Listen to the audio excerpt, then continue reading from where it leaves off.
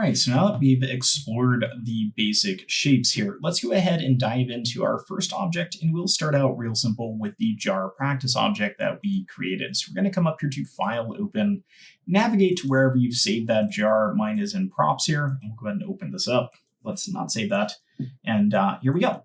So with this object, we have two objects. We have the base jar, we have the top portion here, and we can go ahead and start by isolating the base jar here and getting started with it. Now, for the sake of simplicity, I'm going to turn off smoothing by hitting 1 and turn off the checkerboard so we can see this a bit better. When we think about this, what we're dealing with here is essentially a complex cylinder, and it's actually a cylinder within a cylinder. So on the external area, we can just think of this abstractly as a cylinder, which is going to have a bottom and it's going to have a top we need to cut off. And then when you think of the interior, it's going to have the same structure of a bottom and a top, right? So that's something we need to consider. So how are we going to approach this? Well, the way we did last time is I came here to create. We went ahead and created a camera-based projection, and then we made the cuts where we needed those. So the bottom's going to be a bit easier to figure out, and this is kind of arbitrary. You have to think about how you're going to texture the object, and whenever you are laying out UVs, you always want to have a texture-centric mind, meaning thinking of how you're going to do this. Now, I could just cut the bottom here, which could work, but the challenge is we're going to get kind of this curve here, and the main thing that I want on the front of a jar, more than likely, is really just a label. So as long as this midsection where the label is going to be flat, I really couldn't care less about where I begin the top or where I begin the bottom necessarily. Now, in this particular instance, I would likely come here and maybe look at the stretching of the UVs to kind of decide this. I think right around here could be an okay place for the base. It might be a little bit too high. Just kind of depends on our preferences. I think in this case, I'll go right about here where this turns down and just do a cut on that. So that's going to be my first cut. Now to organize these, just to make sure you're creating the right UV shells, you can right click and go into UV shell here. You can click on one and just move it away from the other. We don't need to unfold anything yet. We can just kind of get an idea of how these are looking to begin with. Coming to the upper section of the jar, we have a few decisions we can make here. This tapers, and for a perfectly clear label, we may not necessarily want that. There's also some areas that are going to unfold, so it might get a little bit murky here. Really depends on what we want to go for.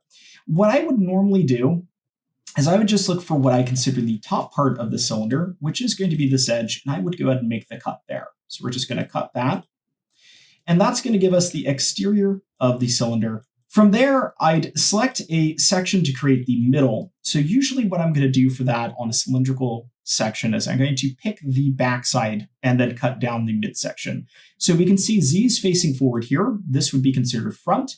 So I'll just rotate this down the backside, find that center line, go into the edge mode, and just bring this all the way up here and just shift double click from the bottom cut to the top cut and cut. And now if I do a modify unfold, you will see the end result here. We get this midsection here, which is going to be the middle portion we care about. We get this bottom section, which we don't need to care about too much. And then we're also getting this interior, which is just a complete nightmare. And if you look at the checkerboards, the outside's actually pretty good. I need to rotate this so that it is looking straighter for us. And you'll notice we are getting that slight bend. So we're going to take a look at how we can resolve that. But the inside, you can see this is getting super stretched here. And this is why we need to make these cuts to a cylindrical object. So let's go ahead and chop up the midsection. What I'm going to do is cut the other side of the lip here. So we get the top cylindrical plane. And we'll just cut that. Then coming down into the jar, this can be a little bit tricky. If you select one of these edges and hit F, you can frame up on it. You can find the exact base for this. Or you could go slightly higher. I'm just going to go with the exact base, which is here, and just cut that. Then we're going to look at our edge here and just follow this into the inside and cut that down to the base. So I'm just going to cut that down to the bottom and cut. So same to the outside as to the inside. So once again, we're just ending up with 3 cuts: the bottom rim, the midsection, the top rim. And then we'll unfold. So you can see there, we had a cylinder within a cylinder. And that's looking a little bit messy here, but there we go. So this is the top. This is going to be the bottom. This is going to be the interior. To do a quick layout here, we can just do a modify layout with the default settings and just place those in here. Now, you can see these midsections aren't looking exactly how we want these to look. We would prefer this to be more cylindrical in nature and just kind of a straight line. We could also take into consideration the fact that this top part probably would be okay with these bends, but it's really the midsection that I care about for that label. So we can make a judgment call here.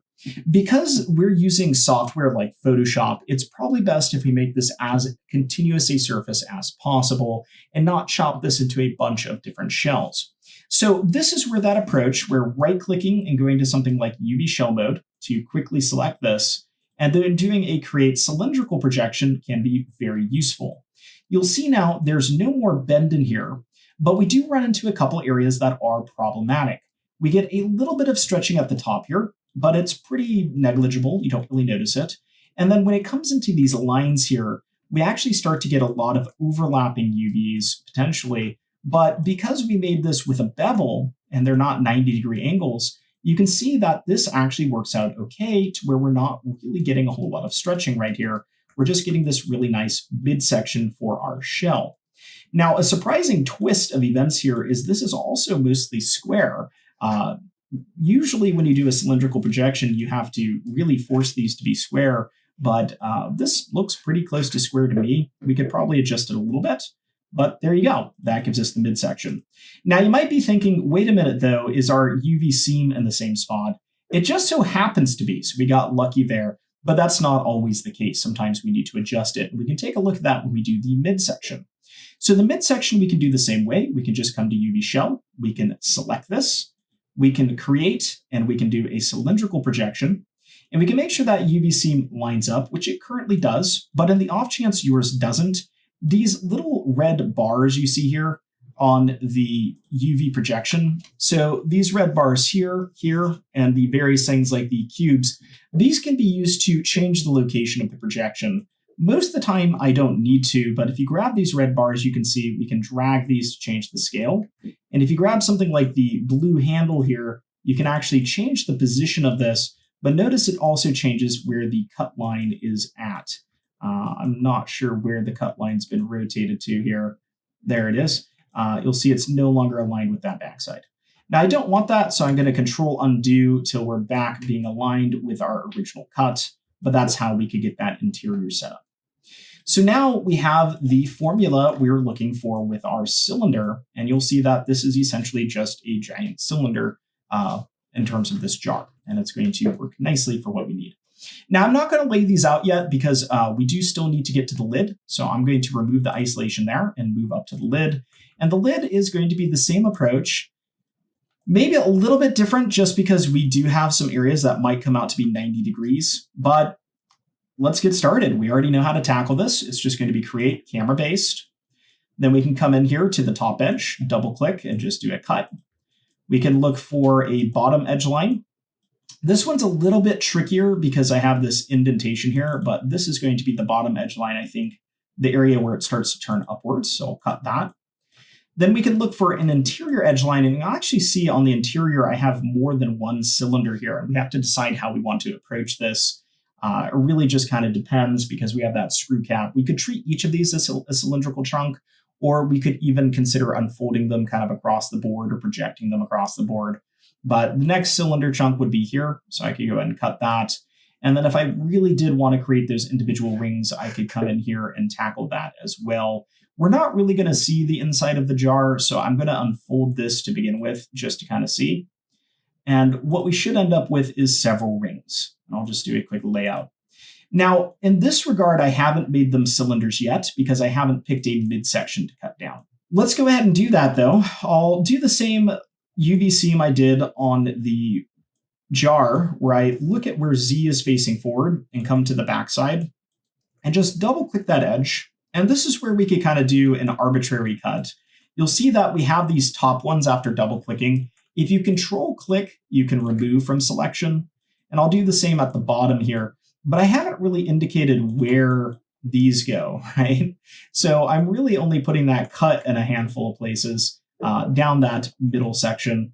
You can also deselect in here. So for example, if we know that the only area we want to cut is this edge ring, I could come in here and just control drag over this. And that's a lot easier than selecting in the viewport. And I can do the same over here and this one, control drag, and then we can cut. So that's just going to be that outer ring. And then we could proceed to do a modify unfold, and we can see the result that gives us.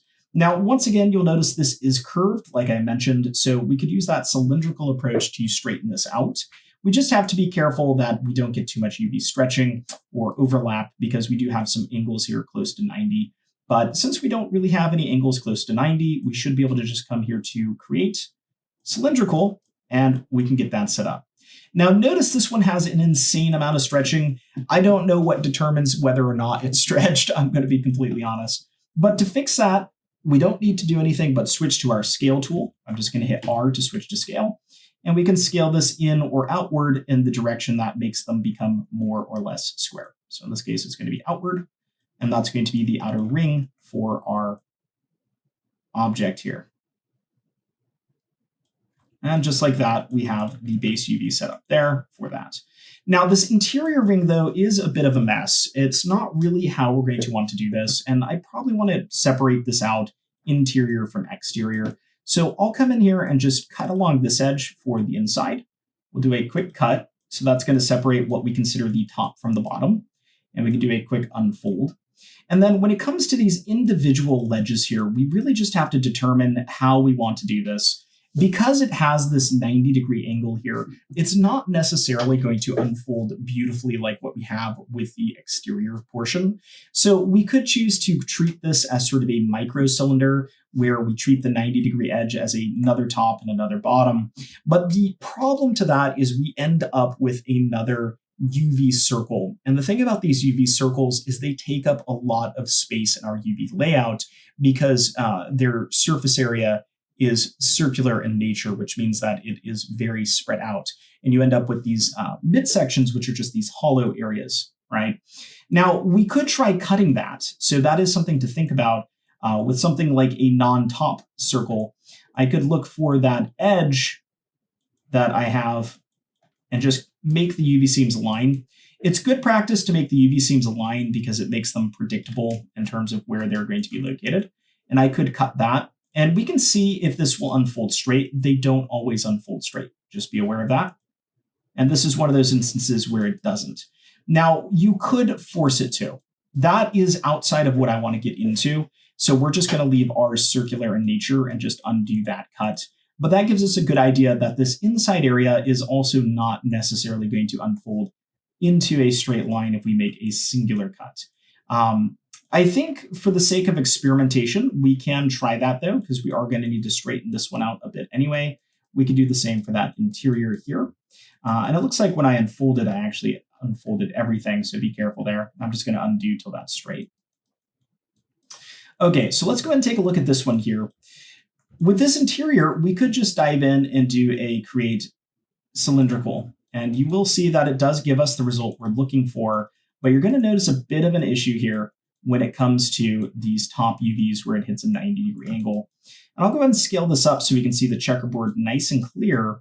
You'll see what happens here is in this 90-degree angle area, we're getting these stretched lines, which means that literally this portion here is stretching to this portion here. So these are the same in UV space. And remember, that's because it's two-dimensional.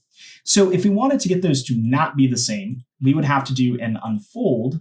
And if I do an unfold, you'll see it's going to go pretty much full donut on me. And now we've kind of defeated the purpose of even using this approach. So this is where we have to measure, would it be worth it to make that cut on that 90-degree line, or is there something else we can do? This often has to do with how you plan on texturing this anyway. And, for most of these, I think it doesn't really matter. We're probably going to use a plain color. It's a pretty simple aspect of the jar. I'm not too worried about it. So from there, what I might suggest doing is just making a couple more cuts and a couple more planar projections. Now, I want to emphasize there really is no right or wrong way to do this at this stage. If I was going the route of video games, I would actually have to put a cut here. And that's because, as a general rule, anywhere you have a 90-degree angle, you need to make a cut, and that's going to deal with a normal map making process for video games. So that would be just my natural inclination. And because I do work in the game industry, that's what I would do. But for film, if you have the real estate in your UV map, there's no reason why you can't just fold this back into a donut, slam it into your UV layout, and call it good. It really won't matter too much. But just for consistency, I'm going to take these two lines here that make up the 90-degree angle start and end point, which we could consider the top of a cylinder, if you think of our cylinder analogy. We could cut that, and then we could just proceed to try unfolding this again. So I'll just go into the UV shell mode, highlight these, and unfold. And you'll see these actually all folded into straight-ish lines, which is actually pretty amazing. I'm going to rotate this one out here and just see if a modify straighten UV straightens that. And it did, which is nice. And then as far as these go, I can also rotate them a little bit and then just press G to straighten UV. And same here. I only straighten the UVs when they're close to 90-degree angles because that keeps the spacing without adding stretch. Now that we have those laid out, we could do a quick modify layout here just to see these all together. And there you go. That is going to be the top portion. It does look like it came out decent. So I think we could call that good for that lid. So that is going to be the process there. Now, the very final step to laying out these UVs is to get them into a UV layout, or what we might call a texture atlas. That's where we have multiple objects all laid out together. And if you remember, that's what we did for things like the robot character in the previous section of the course. So I can highlight my jar here, and we can go ahead and do a modify layout, but this time let's go into the options and just tweak a few settings here. So in terms of the settings, you can refer back to the previous section. There's a few things we want to keep together here. First off, pack together non-overlapping is going to be one we want to do when working with multiple objects. We want to make sure we have that preserve 3D ratios on, so that way we get a 1-to-1 scaling. In terms of this, we don't really want the rotation, so we'll just go ahead and leave that off, but we do want to keep translation. And then down here, we can set our texture map size. Now, this really depends on how big we want to make these for this particular scene, and we do want to be mindful of our texture budget. These are also relative, so what that means is what works for one is going to ultimately work for the other. It doesn't really matter too much because it's done on a basis of subdivisions of 4 and 2. So what do I mean there? That's going to deal with the texture map size and the shell and tile padding. Now, we don't want the scene to take forever to render. You probably got a good experience with that last one. So you can actually pick the appropriate size for objects within a scene to have scale assigned.